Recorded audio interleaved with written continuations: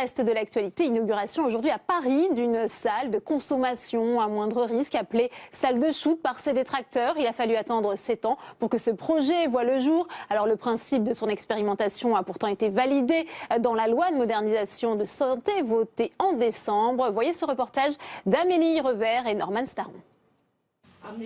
La polémique aura duré 7 ans. Elle prend fin ce vendredi avec l'ouverture de la salle de consommation à moindre risque. Dans cet espace de 400 mètres carrés, jusqu'à 400 toxicomanes pourront venir chaque jour.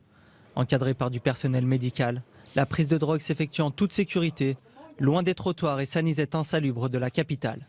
Ce que nous faisons là est utile. Utile pour ces personnes qui sont dans une situation de désarroi total parce qu'elles ont une porte qu'elles peuvent franchir, elles peuvent venir ici, elles peuvent être conseillées, elles peuvent être accompagnées et accompagnées aussi vers une vie qui les retirera de ces dépendances et de ces addictions qu'elles ont. Pour ce faire, 12 postes de consommation ont été installés, ainsi qu'une salle d'inhumage et une salle de repos. Les toxicomanes ont accès à du matériel stérile et à usage unique, afin d'éviter tout risque de contamination. Éviter des maladies, éviter des overdoses mortelles, ça n'est pas rien et c'est aussi un des objectifs des salles comme celle-ci. Pourtant, la France est en retard. Quand Paris inaugure sa première salle, Berne célèbre les 30 ans de la sienne. Depuis, 80 ont ouvert en Europe, que ce soit au Luxembourg ou encore aux Pays-Bas, mais aussi au Canada. Tout ont rencontré un franc succès. Des réussites à l'origine du changement de cap du gouvernement pour les membres du monde associatif. On considère qu'une partie de la solution sera du côté de la loi, une partie de la solution sera du côté du soin, mais une partie de la solution sera du côté de quelque chose qui est entre les deux et qu'on appelle la réduction des risques. Et en France, il a fallu beaucoup de temps pour faire entendre cette troisième possibilité et mettre ensuite nos textes juridiques aux normes de cette troisième possibilité, ce qui explique ce retard.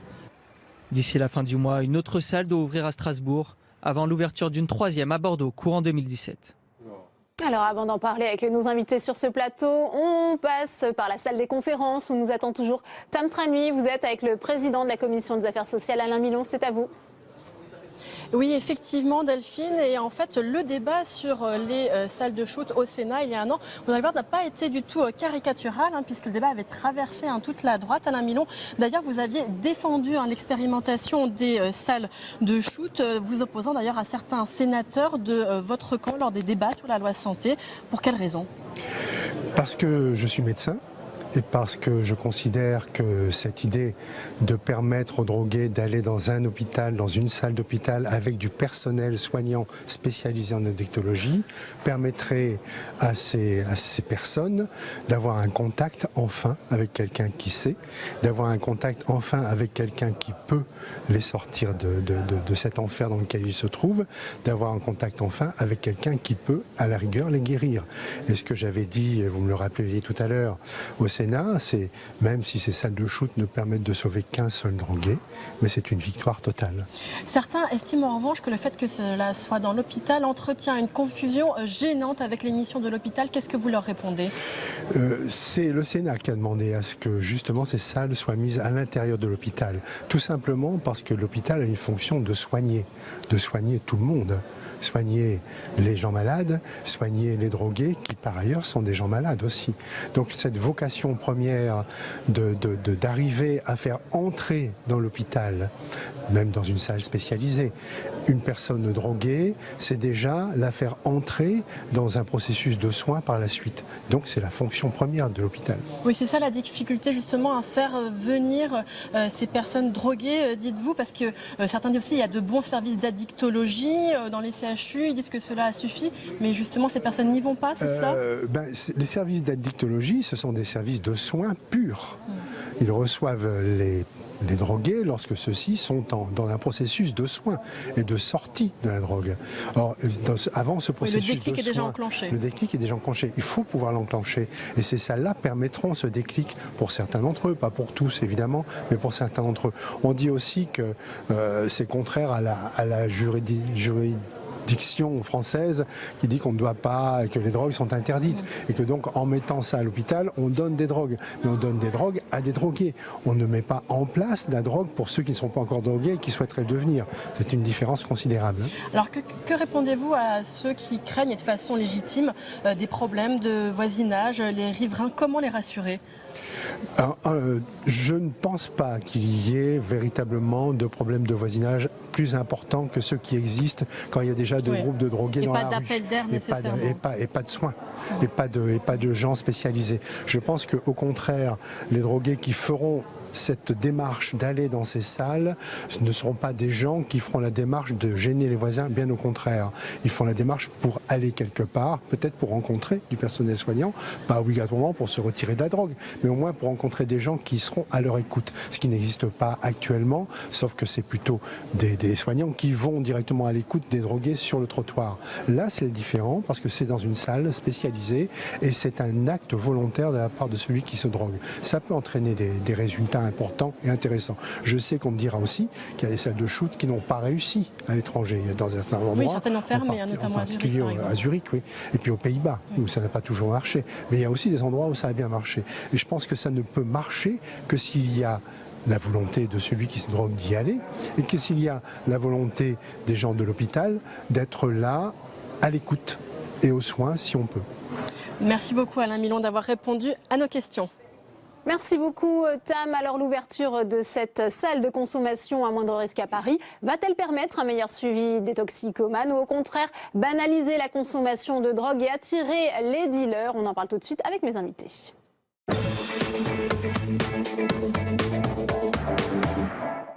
Quatre invités m'ont rejoint sur ce plateau. J'accueille Yves Daudigny, bonjour, sénateur socialiste de l'Aisne. Merci d'être avec nous. Face à vous sur ce plateau, Gilbert Barbier, bonjour, vous êtes sénateur attaché au groupe RDSE, sénateur du Jura. Merci d'avoir accepté notre invitation. J'accueille également Pierre Chapard, bonjour, vous êtes le président de l'association SAFE, c'est une association de réduction des risques liés à la consommation de drogue, également auteur d'un ouvrage sur les salles de shoot aux éditions La Découverte. Et enfin, j'accueille Michel Champon. Bonjour Michel Champon, bonjour. Vous êtes le président de l'association Vivre Gare du Nord et Est. Vous êtes une association de riverains. Vous allez nous dire justement si vous êtes finalement rassuré par l'ouverture de cette salle de consommation à moindre risque. On sait que l'opposition des riverains était très forte. Il a fallu attendre de nombreuses années pour que ce projet voie le jour à Paris. Est-ce qu'aujourd'hui les conditions de sécurité autour de cette salle sont assurées selon vous ? Écoutez, notre position à nous, Vive Gare du Nord et Est, elle a été construite après beaucoup de débats, mais elle est au fond très simple.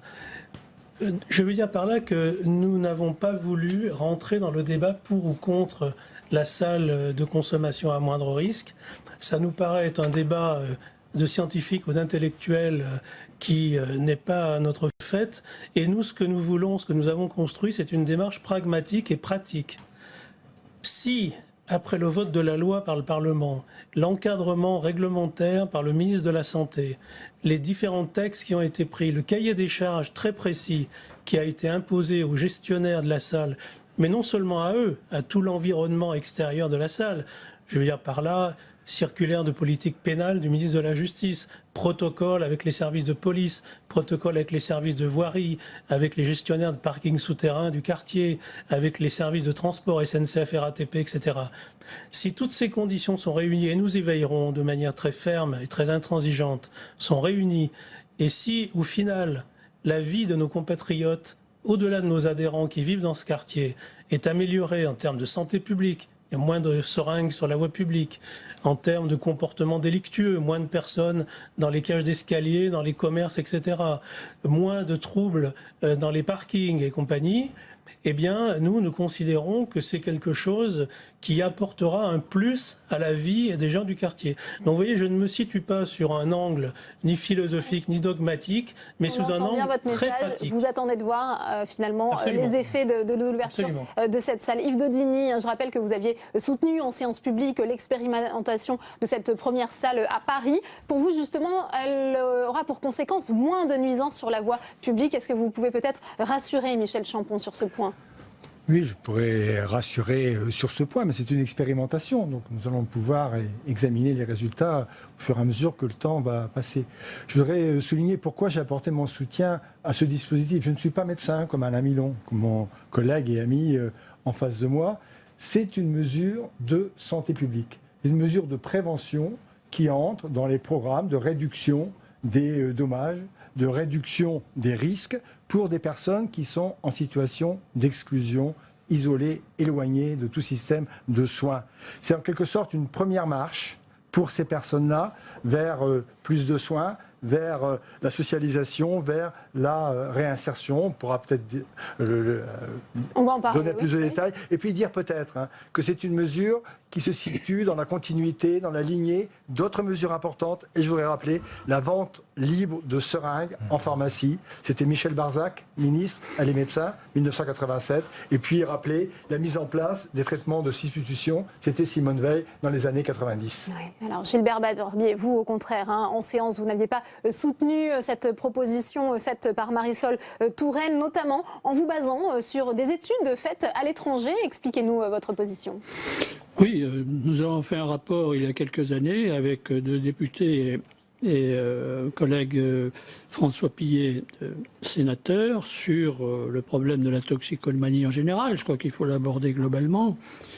Mais en cette journée, si vous voulez, je voudrais qu'on pense à ce policier qui est actuellement brûlé, qui est entre la vie et la mort après Viry-Châtillon. Et qu'est-ce qu'il faisait? Il se battait, on lui demandait de se battre contre le trafic de drogue.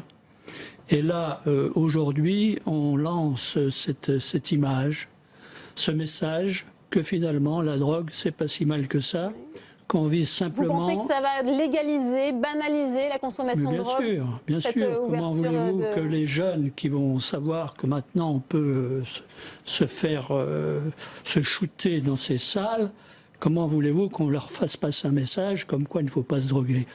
L'histoire de la réduction des risques, mais je pense qu'un pays comme le nôtre doit avoir une autre ambition que la réduction des risques.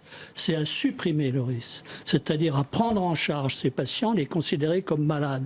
Parce que ce qui a été dit tout à l'heure, c'est que cette salle n'est pas à l'hôpital. Elle est adossée géographiquement à l'hôpital, mais elle n'est pas dans l'hôpital. Par contre, nous avons des centres, des CARSAT qui prennent en charge ces patients, qui peuvent les amener sur la guérison.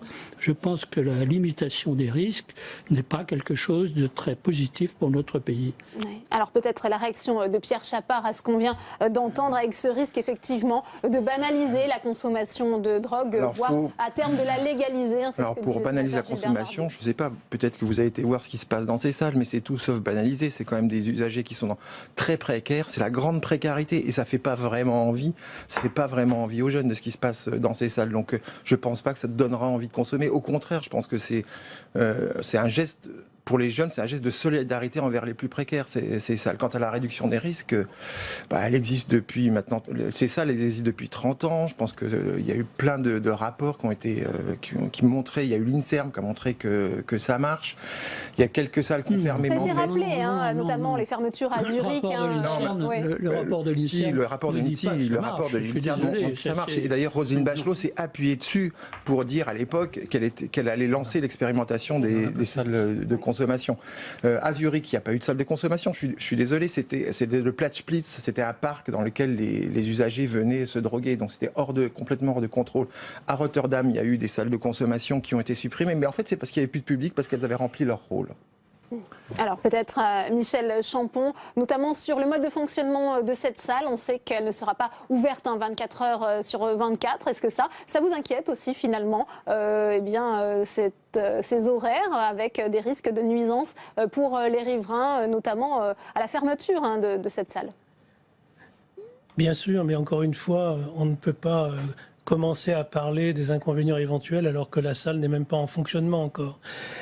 Encore une fois, c'est la situation actuelle qui est dommageable. Est-ce que ça peut attirer davantage les dealers? Est-ce que ça peut attirer davantage les dealers qui se concentrent déjà dans cet arrondissement de Paris? Mais je vous disais tout à l'heure, et moi je ne suis pas là pour défendre forcément cette position, mais il y a une politique globale qui est mise en place par les pouvoirs publics autour de cette salle, et notamment une implication des forces de l'ordre, des forces de police, appuyé sur une circulaire pénale spécifique du ministère de la Justice qui a justement pour objet de lutter contre ces éventuelles dérives. Le deal est interdit dans le périmètre de la salle.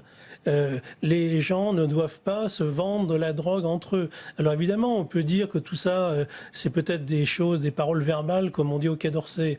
Mais encore une fois, give peace a chance, comme disait John Lennon, mais acceptons que les choses fonctionnent, on verra bien. Chacun prendra ses responsabilités. Nous avons eu une réunion la semaine dernière à la mairie où on a installé le comité opérationnel de voisinage. Tous les acteurs étaient là, la justice, la police, etc. Chacun est prêt à jouer le jeu sur, comme dit le sénateur, sur une expérimentation qui peut apporter un plus à la fois aux habitants et peut-être sortir, parce qu'effectivement, un des axes majeurs de la loi qui a été votée par vous, messieurs les parlementaires en particulier, c'est quand même l'objectif de sortir les gens de ces addictions. Les laisser dans la rue à fumer du crack dans les escaliers des parkings, je ne vois pas en quoi ça les aide à sortir de leur addiction. Et donc si on peut faire quelque chose, faire en sorte que la santé publique soit améliorée, qu'il y ait moins d'épidémies, qu'en fin de compte, qu'il y ait moins de frais aussi pour l'assurance maladie, parce que c'est aussi de ça qu'il s'agit, eh bien il faut prendre et on verra. Mais encore une fois, là où je vous suis, vous avez raison, c'est que nous avons toujours dit, nous serons vigilants et intransigeants et nous n'accepterons aucune dérive, aucun incident et nous demanderons à ce que les sujets graves soient traités immédiatement pour qu'on ne vive pas les situations que vous décrivez. Ouais. Yves Daudigny, la droite parisienne estime que cette salle va mécaniquement créer une demande et entraîner une augmentation du trafic, une augmentation du nombre de toxicomanes et des nuisances finalement supplémentaires avec un risque de règlement de compte.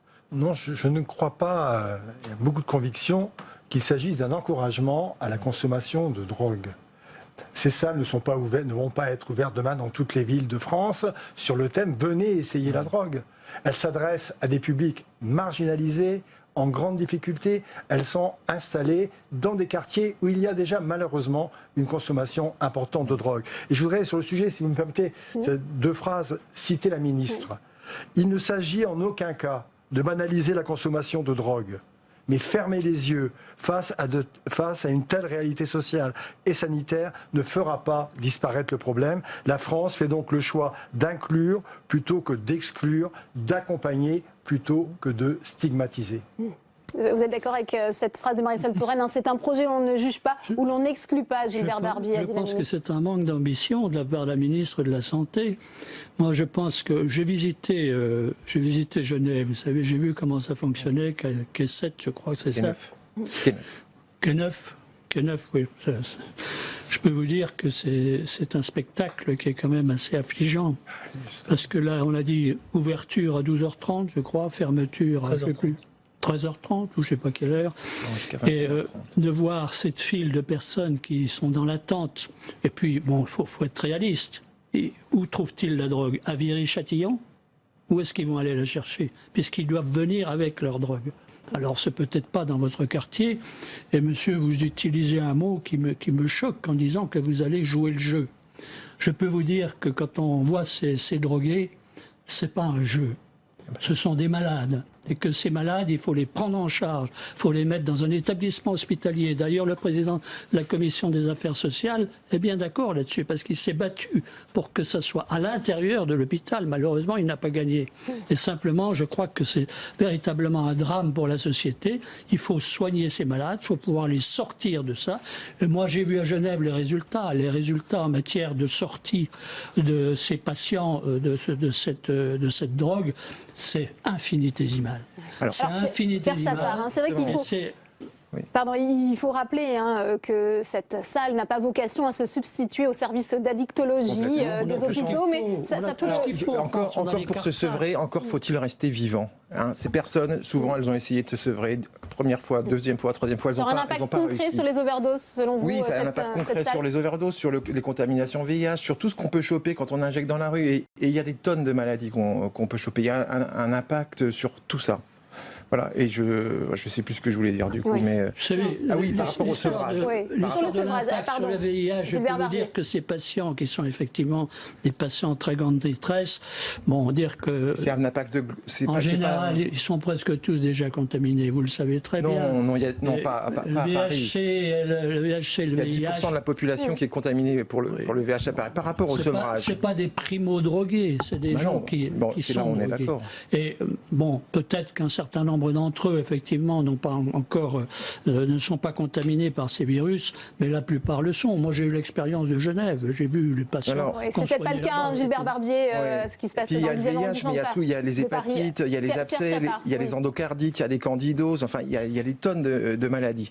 Par rapport au sevrage, ces salles sont faites pour que les personnes puissent s'en sortir aussi, pour rencontrer un professionnel, pour entamer un parcours de soins. Il y a une étude qui est sur la salle de Vancouver qui montre que quand la salle de Vancouver s'est installée, il y a une augmentation de 30% des demandes de sevrage dans la ville. Donc ça veut dire que ces salles permettent aussi d'accéder au sevrage. Et c'est pas du tout contradictoire. Michel Champan, je voudrais aussi qu'on revienne sur l'articulation qui doit se faire avec la loi de 1970 qui réprime l'usage et le trafic de stupéfiants, puisque les usagers de cette salle ne pourront finalement pas être poursuivis pour usage et détention illicite de drogue. Ça, est-ce que ça peut faire tache d'huile en quelque sorte? Est-ce que c'est un élément qui vous inquiète en tant que représentant des associations de riverains? La réponse est très simple. De toute façon, là je parle même à la place des parlementaires, parce que c'est la loi qui a traité ce sujet et qui a justement mis en place cette idée d'expérimentation. C'est vrai, dans des conditions qui sont complètement extra-légales par rapport au droit commun, mais encore une fois appuyé sur une circulaire de politique pénale qui est très précise. Par contre, je m'excuse, mais moi je n'accepte pas que vous me repreniez sur des expressions que j'emploie. On n'est pas là, je pense, pour faire des effets de manche. Quand je dis jouer le jeu, c'est quoi? Mais encore une fois, je l'ai dit, notre association, elle est légitimiste. Elle est légitimiste. Il y a une loi qui a été votée, il y a des textes d'application, des cahiers des charges. Et nous, quand je dis jouer le jeu, ça veut dire que nous avons une attitude active, dynamique et positive pour vérifier que les choses se passent comme il a été prévu par les pouvoirs publics. C'est quand même pas une manière péjorative ou montrer au point d'amateurisme de dire qu'on joue le jeu. Il faut quand même pas exagérer. Nous prenons nos responsabilités parce que nous habitons dans le quartier. Nous habitons dans le quartier. Moi, j'habite à 300 mètres de cette salle. Est-ce qu'on veut résoudre un problème d'ordre public ou est-ce que véritablement on veut s'adresser à un public malade? Je crois que c'est là peut-être la grande ambiguïté. Je comprends bien que vous voulez la tranquillité dans votre quartier, etc. Ça peut se comprendre. Mais je pense qu'on doit aller au-delà et que nous avons des patients qui sont... Moi, je considère que ce sont des patients. Ce ne sont pas des drogués ou des gens je ne sais quoi. Ce sont des malades. Et il faut qu'on les prenne en charge. On a des organismes qui existent, les CARSAT, où les gens peuvent être pris en charge. Peut-être créer des structures un peu plus... formalisé d'internat pour que ces gens puissent sortir de la drogue. C'est quand même l'ambition que devrait avoir un pays comme le nôtre, et non pas simplement de dire on va les parquer ou leur limiter leur droit d'aller à tel ou tel endroit, en sachant qu'effectivement sur le plan de l'image donnée dans notre pays, ces salles de shoot, c'est catastrophique pour la jeunesse. Yves Daudigny, peut-être une réaction à ce que vient de dire Gilbert Barbier sur cet exemple catastrophique selon son expression justement donnée à la jeunesse, avec ce que je disais, cette articulation supposée avec la loi de 1970 sur la répression des stupéfiants. Et alors, je ne partage pas ce point de vue en voulant souligner que ces salles de consommation telles qu'elles sont créées par la loi constituent certainement un chaînon qui a été manquant au dépistage et à l'aide aux personnes qui sont aujourd'hui en grande difficulté. Mais ce n'est pas non plus une mesure unique ou la seule mesure de la politique qui est menée par Marisol Touraine depuis 4 ans, bientôt 5 ans, en matière de lutte contre la drogue. Bien sûr, je suis d'accord avec Gilbert Barbier, il faut mener une guerre implacable contre ceux qui sont à l'origine de ces trafics, ceux qui revendent de la drogue, ceux qui amassent des fortunes. Et il faut prendre toutes les autres dispositions, mais elles sont prises. La loi de financement de sécurité sociale que nous allons examiner dans quelques semaines va comporter de nouvelles dispositions pour permettre aux centres d'accueil de délivrer des médicaments aux personnes qui sont dépendantes des produits drogués.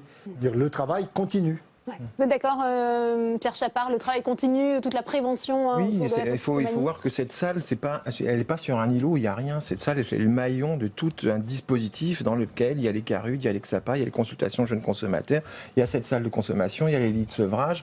Et c'est ça qui fait la force de notre dispositif en France, c'est cette complémentarité. Et jusqu'à présent, on n'avait pas ces salles. Il nous manquait un chaînon. Ouais. On a parlé de l'ouverture prochaine aussi d'une autre salle d'expérimentation à Strasbourg. Là aussi, vous êtes favorable, les conditions sont réunies pour voir l'ouverture de cette salle? Bah oui, il faudrait, il y a une expérimentation de 6 ans, mais il faudrait des salles partout où c'est nécessaire. Ça ne veut pas dire qu'il y a partout, hein, mais ça veut dire partout où c'est nécessaire, dans les grandes villes, là où il y a de la consommation dans l'espace public. Il n'y a pas si longtemps, avant les primaires par exemple, Monsieur Juppé était d'accord pour avoir une salle de consommation dans sa ville. Monsieur Gaudin aussi à Marseille. Comment ça se fait que vous restreignez ça aux grandes villes? Pourquoi? Parce qu'en fait, c'est ça. Vous ne pensez pas que dans les villes moyennes comme la mienne, il y a des gens qui se droguent comme ça, qui se piquent tous les jours? Alors, si, mais en fait, il faut qu'il y ait un problème. Et compte tenu ces salles, elles viennent résoudre 2 problèmes. C'est le gros problème. Les Suisses ont bien vu le problème, c'est qu'ils ont créé quelques salles, mais ils savent très bien que sur une partie du territoire, ma foi, les gens n'ont pas de porte de soin. Il vaudrait mieux. Il faudrait donc peut-être étendre l'expérimentation, Gilbert Barbier, pour que ça soit... L'expérimentation à combien va-t-il falloir ouvrir de salles avec le coût que ça représente? Vous en avez déjà avec une salle à Paris. Faisons déjà celle-là, mais est-ce qu'à Paris, on va dans les moyennes villes? Je me tourne vers les gens du quartier. Est-ce qu'à Paris, on va drainer tous les drogués de la région parisienne? Non, parce que c'est limité à 200, je crois. Oui, on sait que ces salles n'attirent pas les usagers. Elle doit effectivement accueillir 200 personnes par jour, ce sont les chiffres.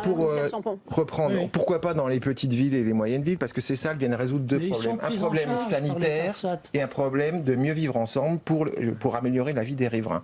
Voilà, parce que ces salles viennent là où il y a de la consommation dans l'espace public, de manière assez importante. Dans les petites et les moyennes, il y en a pas. Voilà. Il n'y en a pas? Il y en a très peu. Par rapport à ce qu'il y a à Paris. Proportionnellement, je suis bien d'accord avec vous. Gilbert Barbier.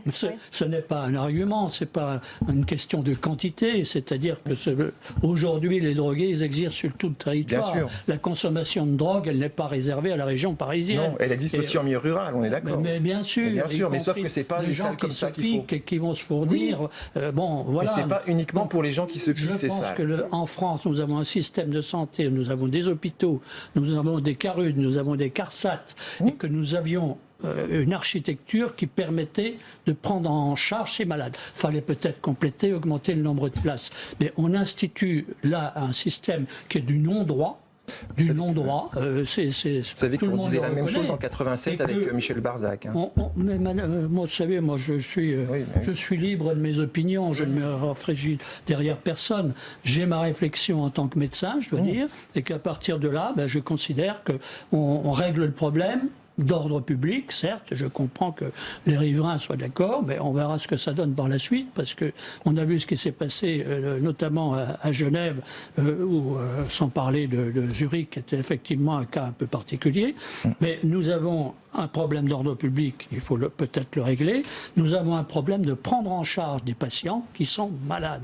Et pour les soigner, il faut les mettre dans des établissements hospitaliers. Gilbert Barbier, on arrive bientôt au terme de ce débat. Michel Champon, est-ce que vous pensez que les riverains sont suffisamment apaisés qu'ils ne s'opposeront pas vendredi à l'ouverture de cette salle? Est-ce qu'il risque d'avoir des manifestations, des mouvements?